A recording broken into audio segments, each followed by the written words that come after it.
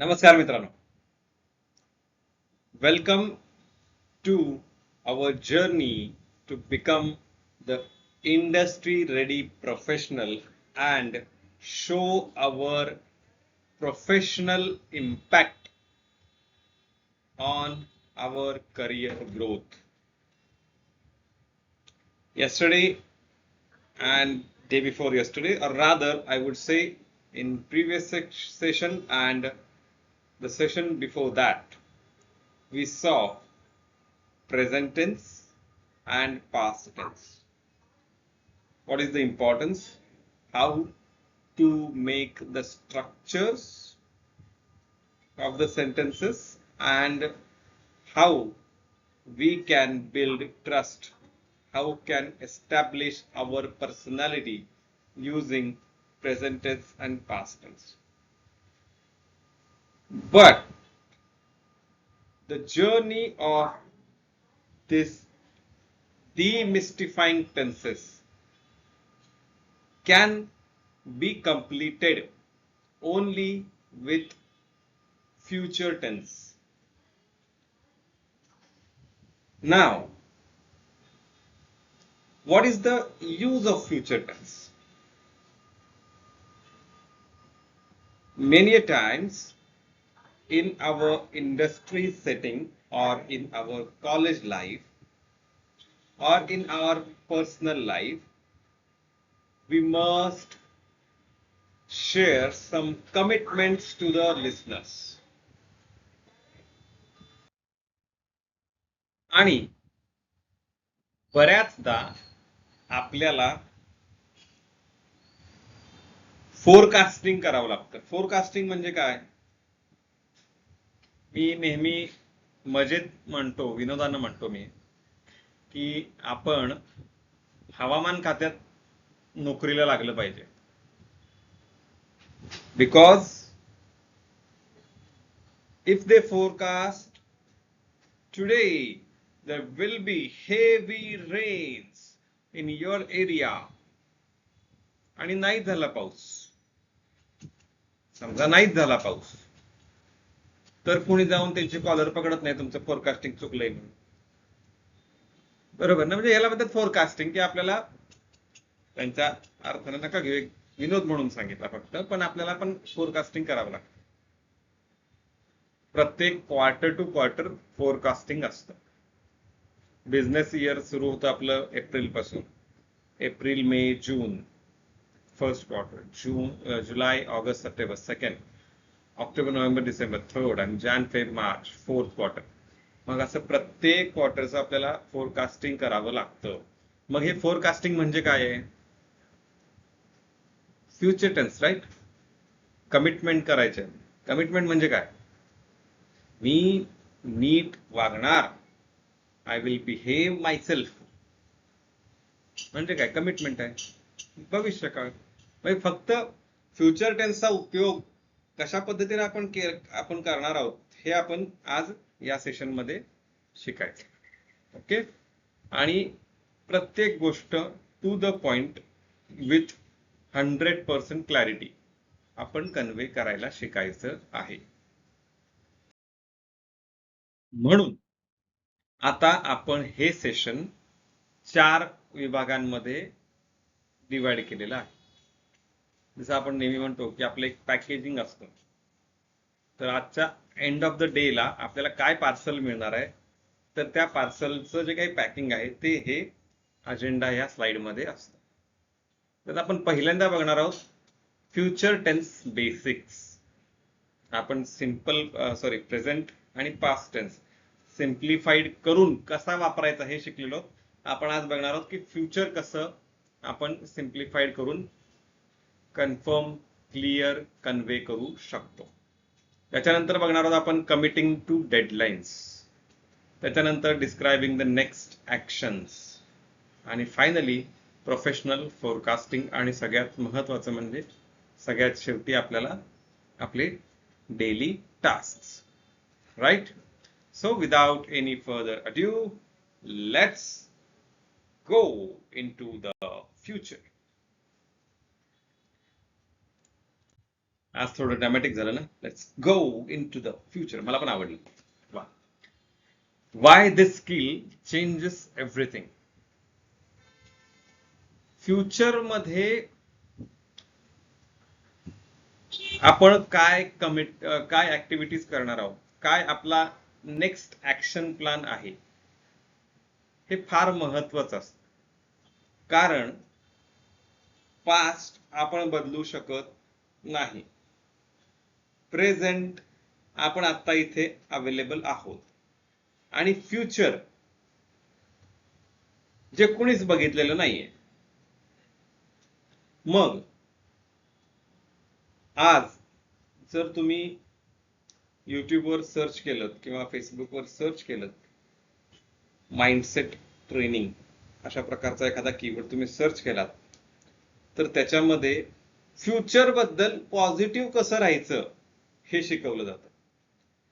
मग हेच आपल्याला आपल्या इंट्रोडक्शन मध्ये, आपल्या प्रोजेक्टच्या इंट्रोडक्शन मध्ये, आपल्या टीमच्या इंट्रोडक्शन मध्ये असो, किंवा एखादा प्रॉब्लेम आयडेंटिफाय केला त्याच्यामध्ये असो, आपल्याला पॉझिटिव्ह फ्युचर शेअर करता आलं पाहिजे. जसं मी माझ्या इंट्रोडक्शन मध्ये सांगितलं होतं, मी माझा पास्ट सांगितला, माझे क्वालिफिकेशन सांगितली, मी सध्या काय करतोय हे सांगितलं, आणि त्याच्यानंतर मी माझं मिशन सांगितलं. मिशन म्हणजे काय? फ्युचर. करेक्ट. मिशन म्हणजे काय? तर फ्युचर. मी काय सांगितलं मिशन माझं?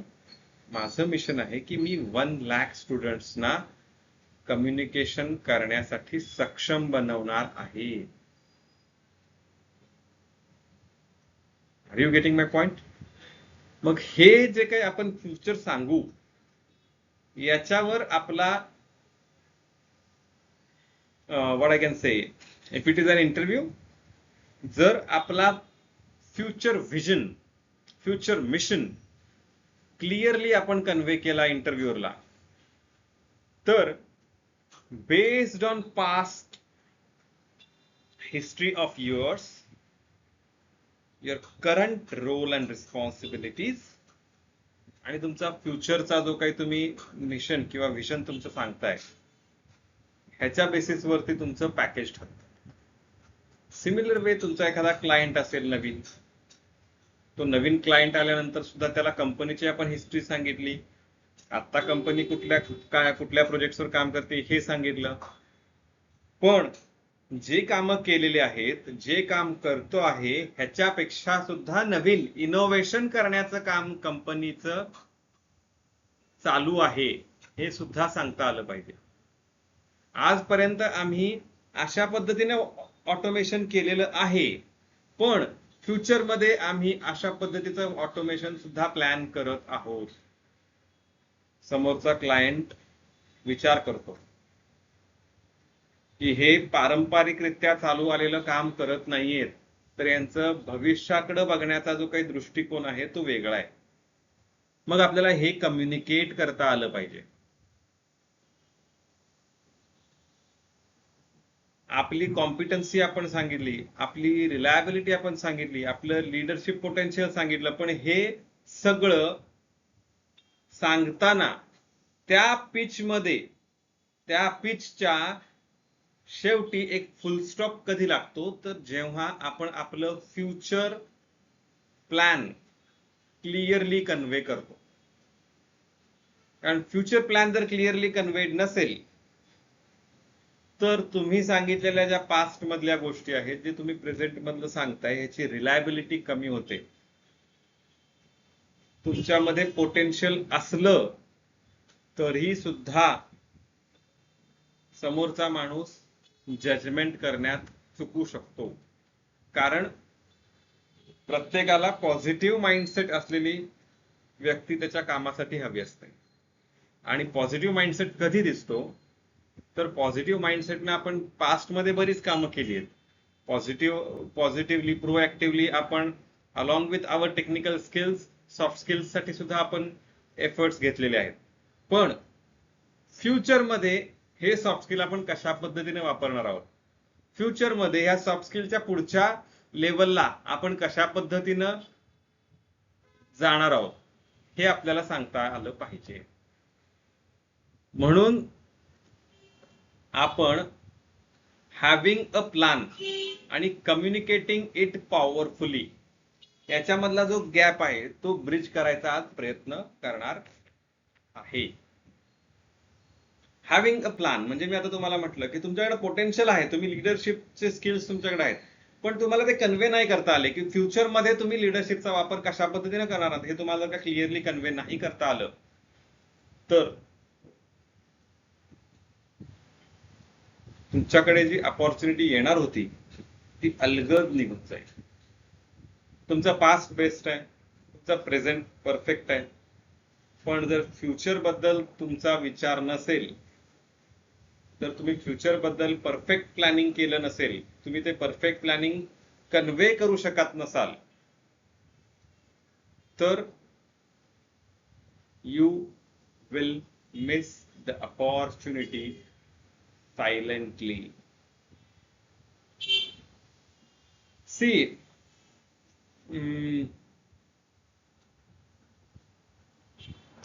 एक लीडर आणि एक टीम मेंबर मध्ये हा महत्वाचा फरक असतो. टीम मेंबरला आता जे टास्क दिलेलं आहे ते टास्क कंप्लीट करण्यामध्ये जास्त इंटरेस्ट असतो, आणि ज्याला खरंच लीडरशिप मध्ये इंटरेस्ट असतो तो आता जे दिलंय मला टास्क ते तर कंप्लीट करायचंच आहे, पण ह्या टास्कवर डिपेंड कुठलं पुढचं टास्क आहे हे पण तो बघतो, आणि मग त्या टास्कला लागणाऱ्या रिक्वायरमेंट ह्या टास्क मध्ये कंप्लीट होत आहेत का, की हा टास्क कंप्लीट झाला म्हणून मी जेव्हा साईडला ठेवेन आणि पुढचा टास्क मी इम्प्लिमेंटेशन साठी घेईन तेव्हा परत जाऊन मला टास्क 1 मध्ये रिवर्क करावं लागणार आहे. हे कोण बघेल? ज्याचा फ्युचर माइंडसेट क्लिअर आहे तोच हे बघू शकतो. यातून आपल्याला काय ऍडव्हान्टेजेस मिळतात तर build instant credibility with clients and managers, reduce miscommunication of timelines and deliverables, and project confidence even when outcomes are uncertain. म्हणजे मेनी टाइम्स आपला जो काही प्रोजेक्टचा आउटकम असतं ते अनसर्टन असतं, म्हणजे बेस्ड ऑन एक्सपेरिमेंट्स आपण ते कन्क्लूड करणार असतो. पण जर आपल्या टाइमलाईन्स फिक्स असतील, आपण त्या करेक्टली कन्व्हे करत असू, आपला कंप्लीट प्रोजेक्ट प्लॅन जो आहे तो फुलप्रूफ आहे. प्रोजेक्ट प्लॅन म्हणजे काय? फ्युचर प्लॅन फुलप्रूफ आहे, तर जरी ते आउटपुट अनसर्टन असलं तरी सुद्धा आपण एका वेगळ्याच लेवलच्या कॉन्फिडन्सनी तो प्रोजेक्ट रन करू शकतो. म्हणून आपल्याला हे फ्युचर टेन्स म्हणजे कमिटमेंटचं आणि प्लॅनिंगचं जे काही स्किल आहे ते आपल्याला अक्वायर करायचं आहे. Let us see the 3 pillars of future communication. First one, clarity. Second one is commitment. And third one is context. Context बद्दल आपण नेहमीच बोलतो की आपल्याला आपलं जे काही स्पीच आहे हे आपल्याला ऑडियन्स प्रमाणे किंवा लिस्नर प्रमाणे बदलावं लागतं. आपला इंट्रोडक्शन सुद्धा आपण बघितला होता की इंटरव्ह्यू मध्ये कशा पद्धतीचा द्यायचा आहे, एका टीम इव्हेंट मध्ये कसा द्यायचा आहे, नेटवर्किंग इव्हेंट मध्ये कसा द्यायचा आहे, आणि आपल्या पर्सनल लाईफ मध्ये कशा पद्धतीचं आपण इंट्रोडक्शन द्यायचं. तर सेम आहे फ्युचरचे जे काही आपण प्लॅन्स आहेत जे सांगणार आहोत, किंवा फ्युचरच्या जे काही आपले कमिटमेंट्स आहेत त्या सुद्धा आपण कॉन्टॅक्च्युअल ठेवल्या पाहिजेत. एखाद्या क्लायंटला आपण जर अपडेट देत आहोत तर त्याला टाइमलाईन्स मध्ये फार इंटरेस्ट असेल कदाचित, टीम स्टँडअप मध्ये आपण ज्या गोष्टी बोलतो या पर्टिक्युलर प्रोजेक्ट बद्दल त्या सगळ्या इथे इन्क्लूड करायची गरज नाही. क्लायंटला जे रिक्वायर्ड आहे फ्युचर बद्दल, त्या प्रोजेक्टच्या फ्युचर बद्दल तेवढ्याच गोष्टी आपण त्याच्यामध्ये इन्क्लूड केल्या पाहिजेत. Clarity. Choose the precise future form. Will असेल किंवा गोइंग टू असेल किंवा प्रेझेंट कंटिन्युअस असेल. ह्यातला कुठला फॉर्म आपण प्रिसाइसली वापरणार आहोत हे आपण ठरवलं पाहिजे. कारण विलचा उपयोग असतो डिसिजनसाठी, गोइंग टूचा उपयोग असतो प्लॅनसाठी, आणि प्रेझेंट कंटिन्युअसचा उपयोग असतो एखादी ऍक्टिव्हिटी जी चालू आहे आणि ती पुढच्या काही काळासाठी चालू राहणार आहे. Mr. Rahul is attending this program for next 90 days. हे पुढच्या आता पण तो अटेंड करतोय आणि पुन्हा पुढच्या 90 दिवसांसाठी सुद्धा तो हा प्रोग्राम अटेंड करणार आहे. मग ह्या 3 फॉर्म मध्ये आपण कुठल्या प्रकारचं वाक्य बनवतोय ह्याची क्लॅरिटी तिथं आली पाहिजे. कमिटमेंट, डेडलाईन असतील किंवा एखादी आपली कमिटमेंट असेल ती तेवढ्याच कन्व्हिक्शन आपल्याला देता आली पाहिजे. वेग कमिटमेंट कधीच कामाला येत नाहीत. Not only in your professional life, in your personal life too. जर तुम्ही तुमच्या घरी एखादी वेग कमिटमेंट दिलीत, आता समर सीझन आहे, आंबे आणूयात म्हटलात नुसतं, तर कुणी तुमचं ऐकून घेणार नाहीये. कधी आणायचे ही तारीख फिक्स करणं महत्वाचं असतं. अशा पद्धतीने आपल्याला कमिटमेंट्स वरती सुद्धा प्रिसाइज राहायचंय. आपण एक्झाम्पल्स बघूच, पण या गोष्टी आपल्या क्लिअर असल्या पाहिजेत. Let us see how precise future plan conveyed to the team or to the client or to the manager or to your college staff. First, we will see the vague and unprofessional way of describing the future. I will try to get the report done soon. Maybe by next week sometime. I think it should be okay. Worst response ever. Do you think the person giving this response will not put 100% efforts in this project report? Yes, he or she will put 100% efforts in their report preparation. But here there is a catch. There is no clarity in communication. Language precision is the key here. In the next example, we see I am going to submit the report, final report, by Thursday, March 14th. I'll share a draft for your review by Monday, so we have time to incorporate any feedback before the deadline. Specific, confident, and structured, right? Specific timelines are there. March 14th, Thursday, you will get the final report. But to convert that draft to final, I will share the first draft with you on Monday. So you have a couple of days, Tuesday and Wednesday, to review the report and share any positive or negative feedback or any incorporations in that report. And I can work on that so that our report is finalized on the Thursday, that is March 14th. What does it mean? It is well structured, structure is there, clear. It is showing your confidence that I will share the report by Monday for your review. And then we will have a couple of days to play with that draft.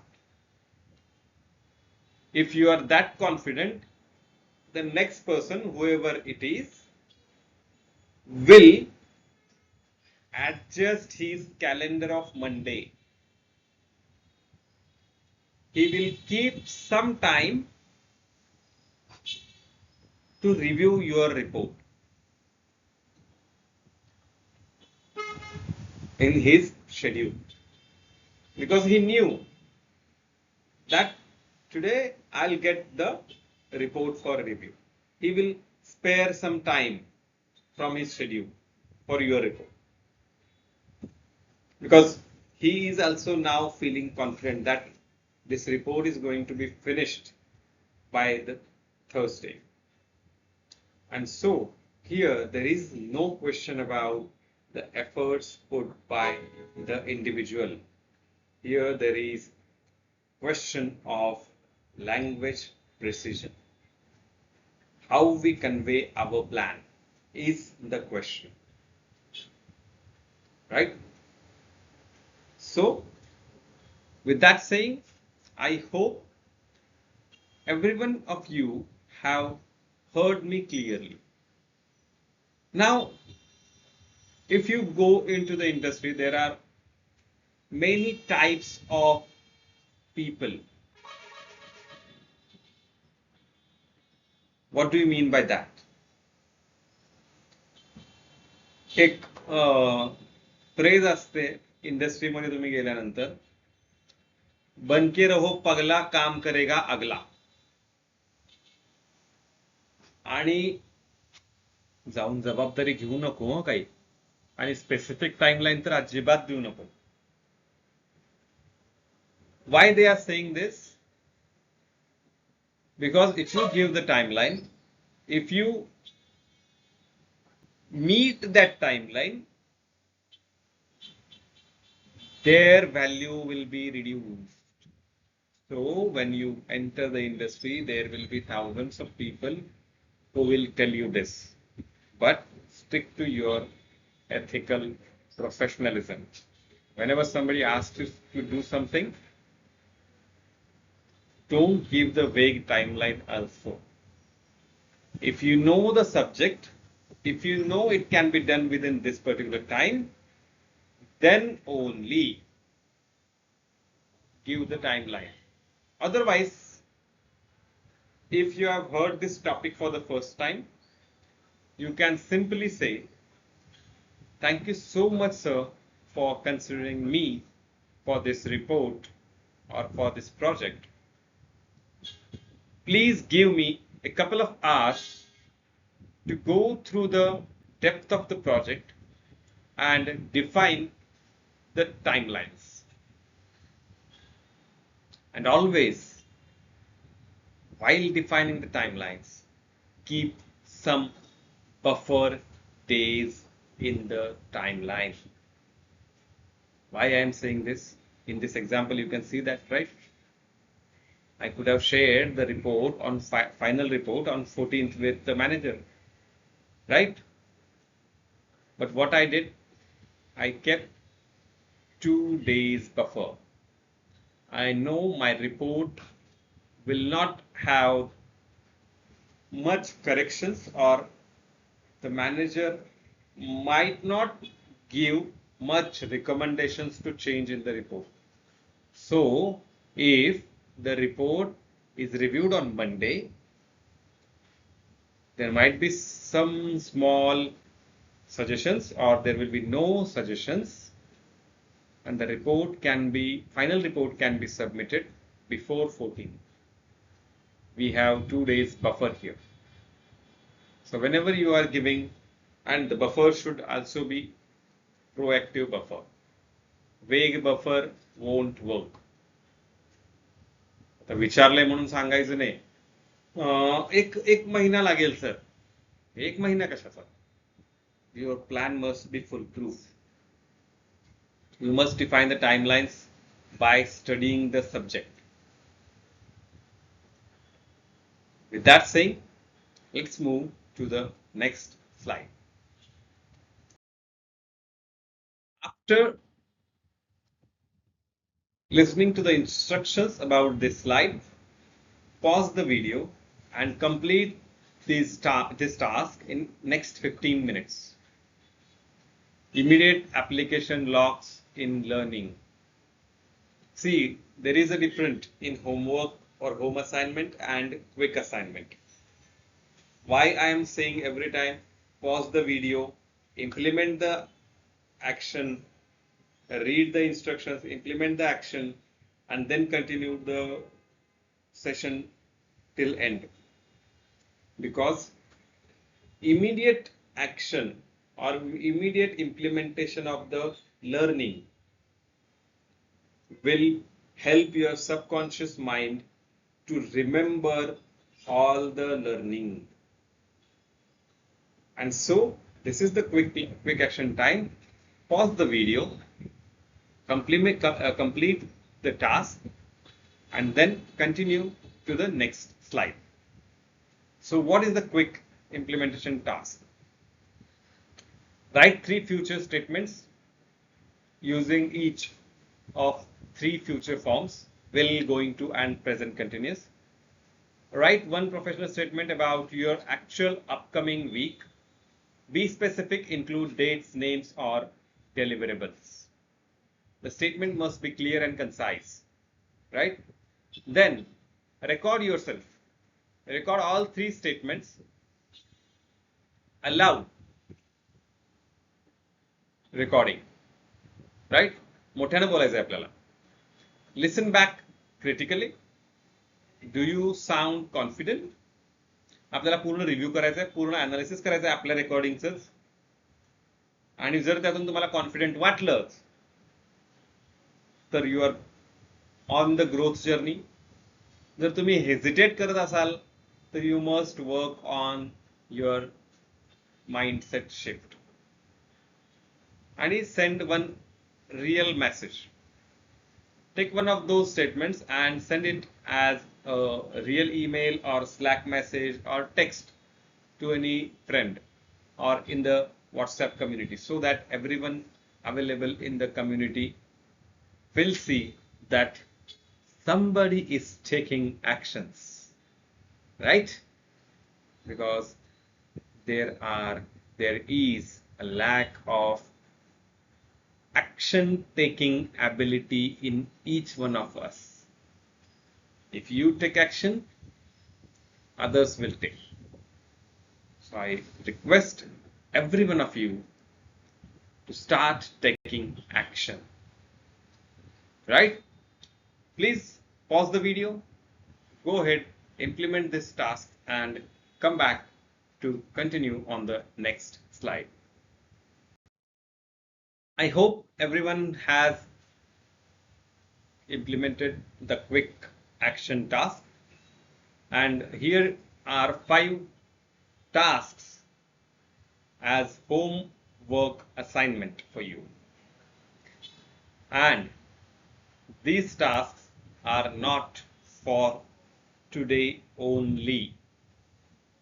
Some of these tasks you need to work for next 1 week or next 30 days. First one is keep a future language journal. Long 5 future tense sentences you hear or read in your professional settings.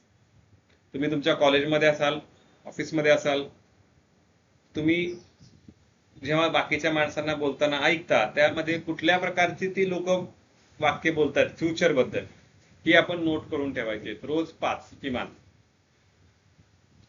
कुठला form वापरला गेलाय आणि का वापरला गेलाय हे तिथं आपण समजून घ्यायचा प्रयत्न करायचा आहे. म्हणजे विल वापरला असेल तर तिथं डिसिजन आहे. गोइंग टू वापरला असेल तर तिथं एक प्लॅन आहे. ओके. आणि प्रेझेंट कंटिन्युअस असेल तर त्यामध्ये थोडं व्हॉट आय कॅन से प्लॅनिंगच आहे, पण तरी कॉन्टेक्स्ट वेगळा राहतो. मग आपल्याला हे समजून घेता आलं पाहिजे की विल कधी वापरायचं आहे, गोइंग टू कधी वापरायचं आहे. किंवा आपण मगाशी उदाहरण बघितलं होतं मागच्या ह्याच्यामध्ये प्रेझेंट टेन्सच्या ह्याच्यामध्ये, she is training new employees this week. म्हणजे प्रेझेंट कंटिन्युअस आहे सेंटेन्स, पण पूर्ण आठवड्याभराचं प्लॅनिंग दाखवतंय तिथे. अशा पद्धतीचं वाक्य आहे का, की I am going to work on this project, एक जस्ट अझम्पशन आहे, I am going to work on this project, right, की I will work on this project, decision आहे, हे आपल्याला बघता आलं पाहिजे. Right and send a project update email using all 3 future forms, will, going to आणि present continuous tense. हे तिन्ही वापरून आपल्याला एक प्रोजेक्ट अपडेट ईमेल किंवा व्हॉट्सअप कम्युनिटीमध्ये तुम्ही मेसेज सुद्धा पाठवू शकता. Record a 2-minute voice memo for next 30 days describing your plans. आपला उद्याचा काय प्लॅन आहे हे आपण डिस्क्राईब करायचं आहे. त्यासाठी आपल्याला रोज 2 मिनिटाचा एक व्हॉइस मेमो रेकॉर्ड करायचा आहे आणि तो तुम्हाला वाटलं तर तुम्ही सेंड करू शकता तुमच्या मित्रांना, जेणेकरून तुमचे मित्र सुद्धा ऍक्शन टेकर होऊ शकतील, करेक्ट, तुमच्याकडे बघून, राईट. त्याच्यानंतर चौथा टास्क आहे अपकमिंग डेडलाईन. आता तुम्ही एखाद्या प्रोजेक्टवरती काम करत असाल, तुम्ही स्टुडंट असाल, एम्प्लॉई असाल, कुठल्याही इयरचे तुम्ही स्टुडंट असू शकता. मग तुम्ही एखादा प्रोजेक्ट करताय किंवा एखादी ऍक्टिव्हिटी आता तुम्ही करताय, तर त्याची डेडलाईन तुमची जर का फिक्स नसेल, तर ती डेडलाईन फिक्स करून एक कन्फर्म स्टेटमेंट फ्युचर टेन्स मधला आपल्याला लिहायचं आहे. आणि पर्सनल प्रोफेशनल इंटरव्ह्यूज असतील किंवा टेड टॉक्स असतील, ते आपण युट्यूबवरती बघायचे आणि त्याच्यामध्ये बघायचं की स्पीकर फ्युचर टेन्सची वाक्य कशा पद्धतीनं वापरतोय आणि कुठल्या फॉर्मचे वाक्य तो तिथं वापरतोय. आणि सगळ्यात इझी गोष्ट सांगू तुम्हाला फ्युचर टेन्सची, याच्यामध्ये वर्ब्स सिंपल असतात. I will work on this project, he will work on this project. ना यस लावायचा भानगड आहे, ना ईएस लावायचा आहे, ना ईडी लावायचा, ना आयएनजी लावायचा. गोइंग टू वापरायचं असेल तर he is going to. Finish. Agree with me? With that saying, I'd like to share 3 key takeaways from today's session. Form follows function. Will, going to and present continuous are not interchangeable. Agree with me? जर मला एखादा project मिळालेला आहे काम करण्यासाठी आणि मी तिथं म्हणलं की I am going to work on this project, म्हणजे कन्फर्मेशन तिथं मिळत नाहीये. तिथं मला असं म्हणावं लागेल की I will work on this project, correct. हे आपल्याला तिथं समजलं पाहिजे की आपण कुठल्या प्रकारचा फॉर्म वापरतोय, कारण फंक्शन जे आहेत ते फॉर्म चुकला तर फंक्शन सुद्धा चुकू शकतं. Speciality is credibility. वेग टाइमलाइन्स दिल्या तर आपल्याला जो इन्क्रीमेंट मिळणार आहे, जे अप्रेझल मिळणार आहे, ते सुद्धा वेगच मिळणार आहे. Agree with me? परफेक्ट आहे. आपण वेग दिलं तर आपल्याला सुद्धा वेगच मिळणार आहे, आपण परफेक्ट दिलं तर आपल्याला सुद्धा परफेक्टच मिळणार आहे. आणि practice in real context. Fluency म्हणजे अमेरिकन किंवा ब्रिटिश ऍसेंट मध्ये बोलणं नव्हे. फ्लुएन्सी म्हणजे अशा पद्धतीनं बोलणं की आपण बोललेलं समोरच्या माणसाला 100% कळलं पाहिजे, याला म्हणतात फ्लुएन्सी. ही फ्लुएन्सी कधी येते? जेव्हा आपण रिअल कॉन्टेक्स्ट मध्ये प्रॅक्टिस करतो तेव्हा. आणि हे महत्वाचं आहे. तर हे 3 आजच्या सेशनचे टेक अवेज आहेत. प्रत्येकानं आपले टेक अवेज लिहायचे आहेत. आपला फीडबॅक फॉर्म येईल त्याच्यामध्ये, आणि प्रत्येकानं फीडबॅक फॉर्म मध्ये जो आपण भरणार आहोत त्या फीडबॅक फॉर्म मध्ये आपण फ्युचर मध्ये या सेशनचा कसा वापर करणार आहोत हे सुद्धा आज लिहायचं आहे, जेणेकरून मला सुद्धा एक डेमो मिळून जाईल की कितपत मी तुम्हाला इम्पॉर्टन्स ऑफ फ्युचर टेन्स समजावू शकलो आहे. Thank you so much for listening to me and congratulate yourself on completing the learning of present, past, and future tenses in a different context. आजपर्यंत आपण प्रेझेंट, पास्ट आणि future tense म्हटलं की कशा पद्धतीने शिकत होतो? I eat mango, I ate mango, I will eat mango. आपण नेहमी मँगोच खात होतो. पण आता आपण प्रेझेंट टेन्स बघितला, पास्ट टेन्स बघितला आणि फ्युचर टेन्स बघितला. इंडस्ट्री प्रोफेशनल म्हणून बघितला, एक स्टुडंट म्हणून नाही बघितला, आपण एक इंडस्ट्री प्रोफेशनल म्हणून बघितला. फ्युचर टेन्सचा एक्झॅक्ट उपयोग काय आहे, पास्ट टेन्सचा एक्झॅक्ट उपयोग काय आहे आणि प्रेझेंट टेन्सचा एक्झॅक्ट उपयोग काय आहे. पास्ट टेन्स मध्ये जर आपण चुकीच्या पद्धतीनं सेंटेन्स स्ट्रक्चर केले, चुकीच्या पद्धतीनं मेसेज कन्वे झाला तर कंप्लीट रिपोर्टिंग चुकीचं होऊ शकतं. आणि ज्याचे आपण बघितलेलं आहे सेफ्टी हजार्ड सुद्धा असू शकतात. आपला प्रोफेशनल लॉस होईल तो होईल, पण सेफ्टी हजार्ड सुद्धा होऊ शकतात, हे आपण बघितलेलं आहे. प्रेझेंट मध्ये जर आपला करंट स्टेटस अपडेट आपण चुकीच्या पद्धतीने केला तर आपण काय करतो आहोत हा मोठा प्रश्न आपल्या क्रेडिबिलिटीवरती उभा राहतो.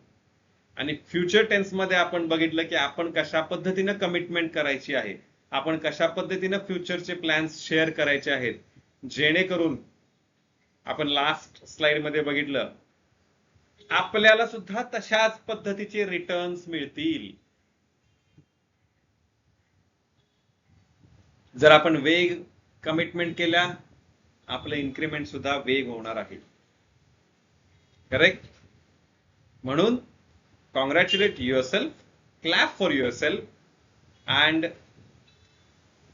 जे काही असाइनमेंट्स दिलेल्या आहेत, क्विक ऍक्शन आयटम्स असतील किंवा होम असाइनमेंट्स असतील, त्या आपल्याला कंटिन्युअसली करायच्या आहेत. 90 दिवसासाठी आपल्याला करायच्या आहेत आणि त्याच्यानंतर सुद्धा त्यांची प्रॅक्टिस कंटिन्यू ठेवायची आहे. तरच आपल्याला या सेशन मधून मिळालेल्या नॉलेजचा फायदा आपल्या करिअर ग्रोथ मध्ये होणार आहे. Stay connected. आपली वेबसाईट वरती तुम्ही व्हिजिट करू शकता. तुमचे काहीही डाऊट्स असतील तर तुम्ही व्हॉट्सअप कम्युनिटी वरती शेअर करू शकता. लास्ट सेशन मध्ये आपण बोललो होतो व्हॉट्सअप कम्युनिटी मध्ये तुम्ही शेअर केलात प्रॉब्लेम तर कदाचित माझ्या आधी एखादा स्टुडंट आपल्या कम्युनिटी मध्ये असलेला ज्याला त्या प्रॉब्लेमचं सोल्युशन माहिती आहे तो सुद्धा तुम्हाला आन्सर देऊ शकतो. करेक्ट? त्याच्यामुळं पीयर टू पीयर लर्निंगला आपण प्रमोट करत आहोत आणि I hope everyone is enjoying this journey without getting bored. Right? तर आपण सगळ्यात शेवटी काय म्हणतो, प्रॅक्टिस करा, शिकण्याचा प्रयत्न करा आणि बोलायला सुरुवात करा. Start practicing, start studying, and start speaking. Thank you so much.